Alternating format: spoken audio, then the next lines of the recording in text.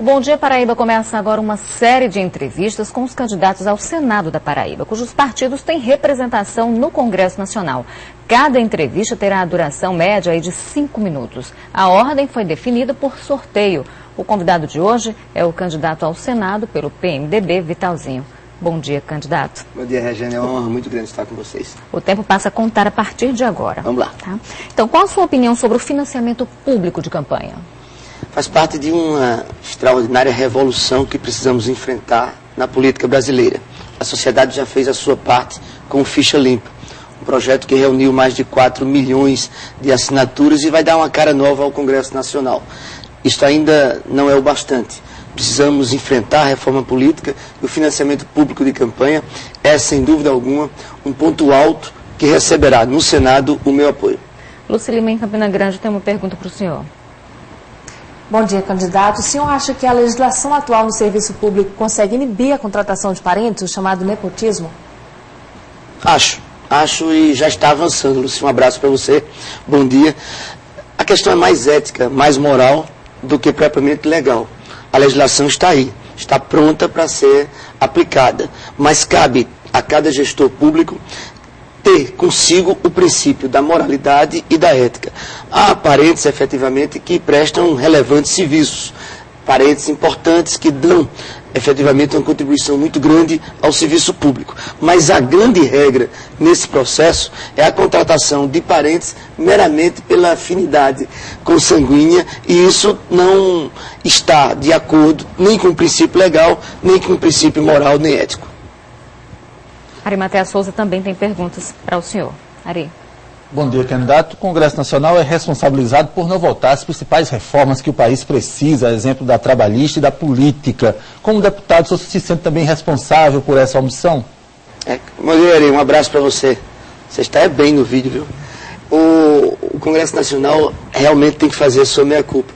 Eu serei um senador que assumirei as minhas responsabilidades, tanto nos bônus quanto nos ônus da vida pública. Entendo que nós perdemos mais 4 anos, porque não fomos capazes de enfrentar a reforma política, a reforma tributária, a reforma trabalhista, a reforma previdenciária. São reformas importantes que dão, após a Constituição Federal, um novo arcabouço legal para aplicação, né, aos cidadãos brasileiros de uma lei mais moderna.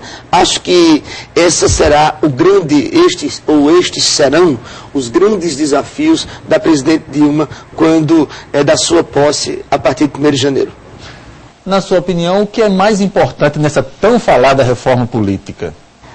Vários, eu já te falei, o financiamento público é uma delas, a questão da aplicação da lei do Ficha Limpa, a forma mais transparente do exercício do Congresso Nacional para o cidadão. Isso quer dizer a vinculação, a participação da sociedade nas decisões políticas através do Congresso Nacional. A reforma política, sem dúvida alguma, é a mãe de todas as reformas. Candidato, o senhor defende a cobertura da Previdência Social, né, para os trabalhadores sem carteira assinada e também aumento para aposentados e pensionistas. Agora, como fazer isso sem comprometer a arrecadação da Previdência? Na sua opinião, quais são as mudanças que são inadiáveis no Sistema Único de Saúde, o SUS? São várias. Você fala de reforma trabalhista, reforma previdenciária, reforma do sistema de saúde pública. Então, já na sua pergunta, Regina, você encadeia uma série de soluções que não podem ser estanques, não podem ser separadas. Você não pode, por exemplo, pensar em gerar emprego sem desonerar a folha. Você não pode gerar uma arrecadação maior à Previdência sem fazer a reforma tributária. Você não pode pensar em oferecer aos previdenciários, aos pensionistas, uma melhor contrapartida daquilo que tudo foi dos seus serviços, sem oferecer efetivamente uma reforma tributária. Eu acho que o Brasil precisa avançar nas reformas. Aquela meia-culpa da pergunta passada volta agora. Pecamos, o governo do presidente Lula foi extraordinário em avanços sociais, provocou uma verdadeira revolução no país, em economia, nos serviços públicos e na saúde. Mas nós precisamos avançar mais. Na saúde, a regulamentação da emenda 29.